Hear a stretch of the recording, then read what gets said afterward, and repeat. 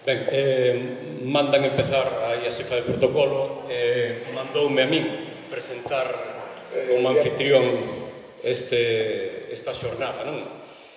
Bueno, desde logo, dar o agradecimento ao Concello de Muros por albergar esta xornada sobre a visualización da Noctiluca. Perdón, era Noctiluca, pero non vai ser, eso explican despois os científicos, non?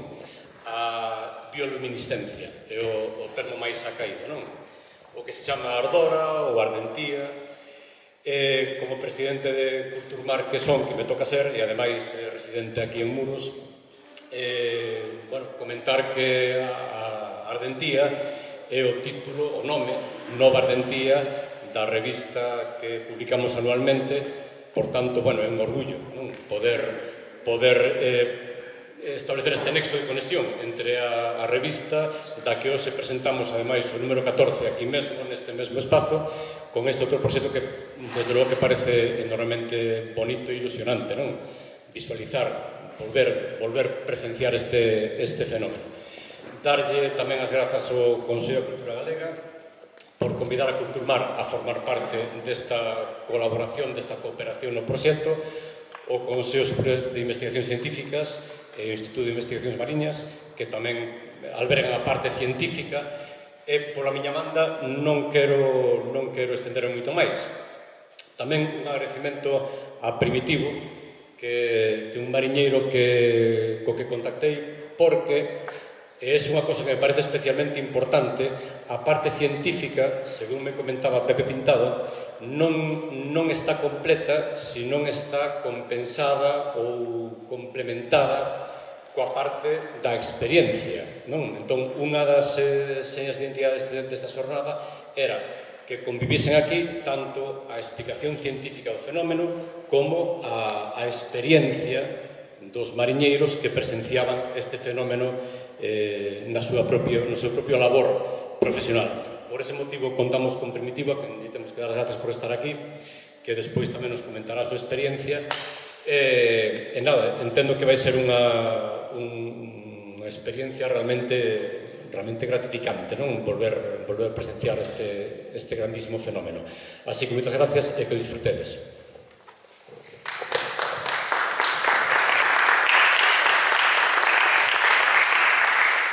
Moitas grazas, está funcionando. Moitas grazas, sobre todo, pola presenza aquí, non? Porque realmente a actividade non teria ningún sentido se non fose que vos vindes aquí a este lugar para seguila connosco, non? Eu quero ser moi breve, en parte por non repetir o que dixo Pepe Sacao, pero tamén porque ao final fa Pepe Pintado. Realmente esta é unha actividade que nace de unha serie de vontades de colaboración, non? Por un lado, da colaboración entre o Consello da Cultura Galega e a parte galega do CSIC, neste caso a través do Instituto de Investigacións Mariñas, porque nos queríamos realmente facer actividades en que puderamos efectivamente poñer en contacto os dous saberes, non? É dicir, por un lado, hai moitas cousas da nosa contona que nos poden convocar con máis ou menos misterio, agora convócanos con moito misterio, por certo, non?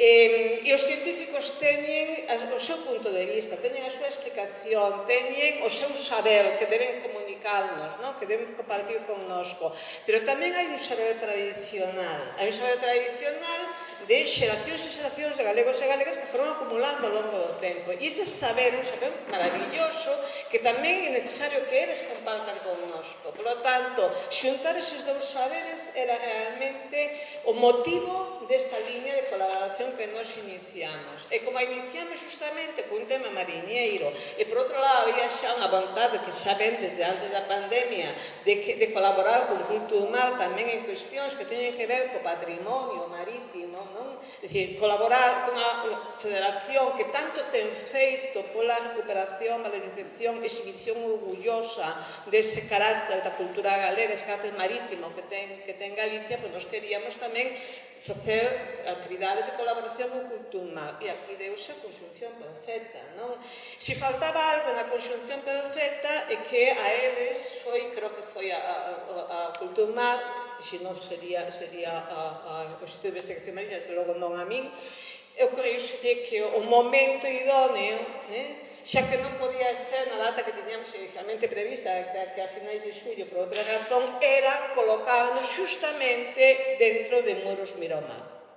É dicir, iso obrigou a cambiar un pouco o concepto do que nos tiñamos falado, porque era unha xornada máis convencional, pero tiña que ser unha xornada en que realmente viñéramos aquí a colocarnos nun ambiente de festa, un ambiente de festa que non está nunca reñido coa cultura e co novo coñecemento, e que viñéramos a compartir eses saberes de arredor deste fenómeno aparente misterioso, pero en todo caso belísimo, dunha estética espectacular e que ademais eu creo que a todos os que estamos próximos á costa galega nos conmove dunha maneira especial, non? Que é a Ardentía ou a Ardora da que tanto nos teñen falado sempre nas nosas casas e das que tantas cousas temos oído contar. Por tanto, grazas, señora alcaldesa, pola acollida, e grazas a todos os que aceptaron participar connosco nesta xornada que esperamos que vos guste e que sexa o inicio de moitas máis.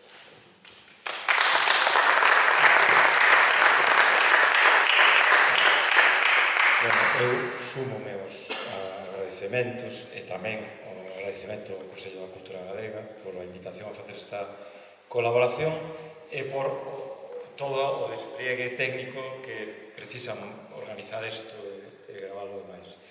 Bueno, cando Rosario propuxo unha colaboración, eu pensei que a Ardora é un tema ideal, porque efectivamente é un tema que permite explicar non só a bioloxía do